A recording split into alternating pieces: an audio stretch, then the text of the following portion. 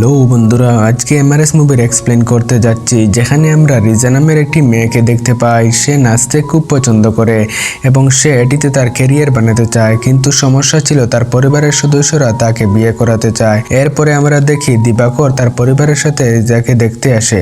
দিবাকর পেশায় একজন ছিলেন ডক্টর এবং রিজাকে দিবাকরের খুব পছন্দ হয় এবং কিছুদিনের মধ্যে তাদের বিবাহ হয়। এরপর দিবাকরের বাড়িতে এসে সে তার নতুন জীবন নিয়ে খুব উৎসাহিত ছিল, কিন্তু বিয়ের দ্বিতীয় দিন সে রান্নাঘরে ব্যস্ত হয়ে পড়ে। বিয়ের পর রিজা তার শাশুড় শাশুড়ি জীবনযাপনের ধরন সম্পর্কে জানতে শুরু করে, যখন তার শাশুড় শাশুড়ি মিশুক খেতে পছন্দ করেন না। 4টায় উঠে রিজা যখন শাশুড়িকে রান্নাঘরে সাহায্য করতে যায়, সে দেখে তার শাশুড়ি সব কাজ শেষ করে দেয় এবং তার স্বামী, শ্বশুর এবং পরিবারের বাকি সদস্যদের জন্য নাস্তা তৈরি করে।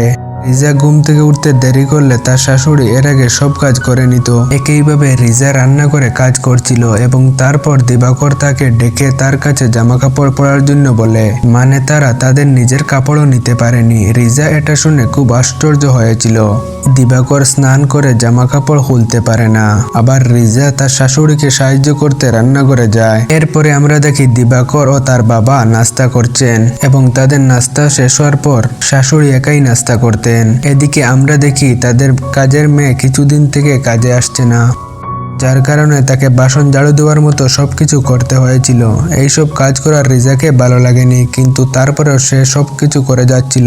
এবং তারপর আমরা দেখি রিজা শাশুড়ি তার মেয়ের কাছ থেকে ফোন আসছে। সে গর্ভবতী, তাই সে চায় তার মা তার কাছে কয়েকদিনের জন্য আসুক। আর তারপরের দিনই রিজার শাশুড়ি তার মেয়ের বাড়িতে যাওয়ার জন্য প্রস্তুতি হতে শুরু করে এবং তারপর সব প্রস্তুতি সেরে নেওয়ার পর মেয়ের কাছে চলে যায়। এবং এখন থেকে রিজা এই বাড়ির সব কাজ করার দায়িত্ব ছিল। সে খুব সকালে ঘুম থেকে উঠে রান্নাঘরের প্রস্তুতি শুরু করে। এখানে আমরা দেখি স্বামী ও শ্বশুর তার উপর রেগে যায় এবং চাটনি খায় না। এই কারণে রিজা চাটনি ফেলে দেয় এবং তারপরে সে দুপুরের খাবারের প্রস্তুতি শুরু করে। কিন্তু ওই সময় রিজা দুপুরের খাবারের জন্য অনেক কিছু তৈরি করছিল। জিজ্ঞেস করে যে সে কিভাবে তৈরি করেছে। রিজা যখন এই কথা জিজ্ঞেস করে, তখন শ্বশুর বলতে শুরু করে যে এটা কি, কেউ কুকারে বিরিয়ানি রান্না করে। এই সব শুনে রিজা খুব খারাপ হয়ে যায় এবং দিবাকরের বাসায় এসে খুব বকাঝকা করে। সেই সময় রিজা দিবাকরের আচরণ দেখে এমন মনে হয়েছিল যে দিবাকরের চোখে রিজার জন্য কোনো ভালোবাসা ছিল না এবং রিজা এইসব দেখে খুব বিরক্ত হয়েছিল। এবং পরের দিন আবার রিজা তার শাশুড় বাড়ির মতো একই ধরনের বিরিয়ানি তৈরি করে।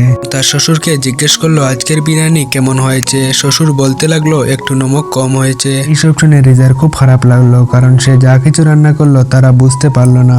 এরপরে আমরা দেখি পরের দিন রিজার শরীর খারাপ ছিল। দিবাকর বিষয়টি যখন জানতে পারে, তখন সে তাকে রান্নাঘরে না গিয়ে ঘরে থাকতে বলে। তারপরে রিজা তার ঘরে বিশ্রাম নিতে শুরু করে এবং তারপরে তাদের বাড়িতে একজন কাজের মেয়ে আসে যে তার শাশুড়ি কিছু পছন্দ করে না। সে সব সময় বলে তারা ক্রমাগত দোষ খুঁজে বেড়ায়। রিজা তাকে জিজ্ঞেস করে যে কেন তার শাশুড়িকে জাতপাতকে বিশ্বাস করে না, তাই কেউ ওখানে কাজ করতে চায় না। কিন্তু রিজা তাকে বলে যে সে এইসব কিছু বিশ্বাস করে না। এবং তারপর সে তার পুরানো নাচের ভিডিও দেখতে শুরু করে এবং সে তার পুরানো দিনের কথা মনে করতে শুরু করে। এবং তারপর সে সিদ্ধান্ত নেয় সে একজন নাচের শিক্ষকের চাকরি নেবে, কারণ সে নাচতে ভালোবাসে এবং হয়তো সে এইসব করে নিজেকে খুশি রাখতে পারে। এবং এখানে আমরা দেখি রিজার স্বামী এবং তার শ্বশুর রিজা সুস্থ হওয়ার জন্য অপেক্ষা করছে। এরপরে দেখি আমরা রিজা সুস্থ হয়ে যায় এবং তিনি রান্নাঘরে লক্ষ্য করলেন রান্নাঘরে পাইপলাইন লিক হয়ে সম্পূর্ণ চুলা পানিতে ভরে গেছে এবং রিজাকে কাজ করতে অনেক কষ্ট হচ্ছিল।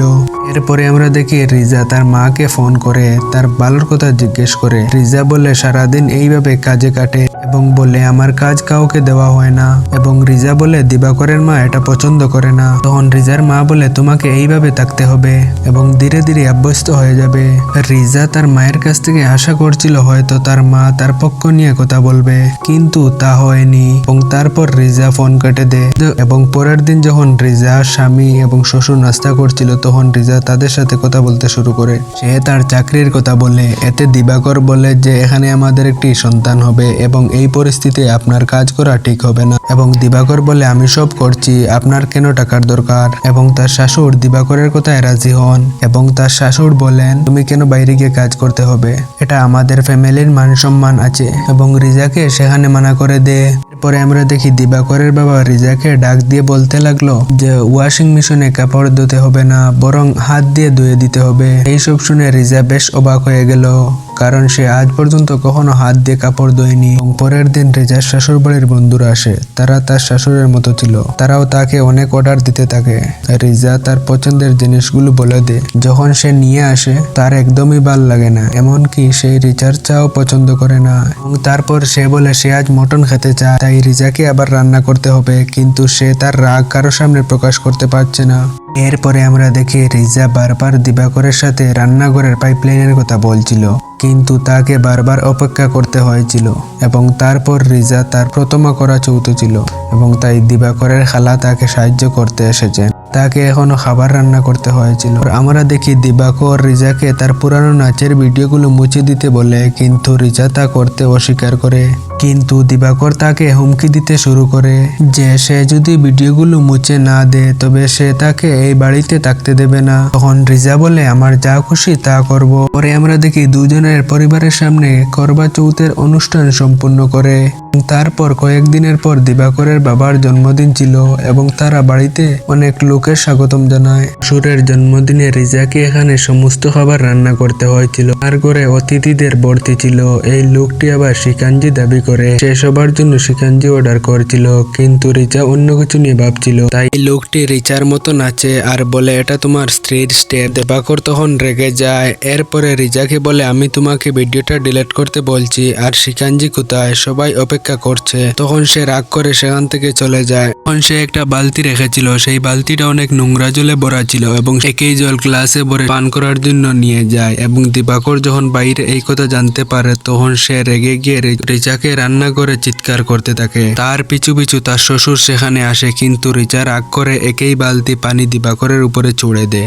এরপরে আমরা দেখি গাড়িতে বসে তার বাবা মায়ের বাড়িতে যাওয়ার পর সে তার বাবা মাকে পুরো ঘটনাটি বলে। রিজার মা বলে এত ছোট বিষয়ে বাড়ি ছাড়ার কি দরকার ছিল, এবং আরো বলে এভাবে আসা উচিত হয়নি। রিজার মা বলে দিবাকরের কাছে ক্ষমা চাওয়া উচিত, কিন্তু রিজা তা করতে অস্বীকার করে। তখন রিজা এর মা তাকে বলে যে গিয়ে ভাইয়ের জন্য এক জল আনতে। রিজা খুব রেগে যায় এবং সে বলে আমার ভাইয়ের তো হাত আছে, সে নিজে ব্যবহার করো। তিনি পানি পান করতে পারেন না এবং তিনি বলেন যে তার মায়ের মতো লোকদের কারণেই তাদের সন্তান এই ধরনের অভ্যাস শেখানো হয়, এবং তারা চায় যে তাদের একটি স্ত্রী না হোক, একটি 24 ঘন্টার কাজের মেয়ে থাকুক। কেউ ভাবে না যে সে কি চায়, সবাই মনে করে আমি কি চাই।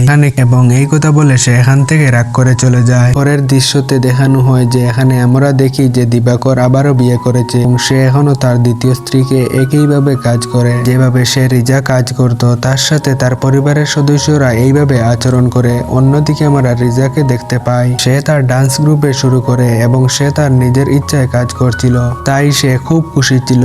আজ সে যাই ইচ্ছা তাই করতে পারছে। এই কষ্ট শুধু রিচার নয়, দিবাকরের মায়েরও ছিল, কিন্তু সে কখনো কাউকে জানায়নি এবং সে সারা জীবন চুপচাপ কাজ করে যাচ্ছে। এমন একটি দিক যা কেউ কখনো অপেক্ষা করে না। এবং আমি আশা করছি যে এই গল্পটি আপনাদের কাছে অবশ্যই ভালো লাগবে এবং এই মুভিটি এখানে শেষ করছি। তাহলে আমাদের আজকের গল্পটি আপনাদের কাছে কেমন লাগলো কমেন্ট করে জানাবেন। দেখার জন্য আপনাদের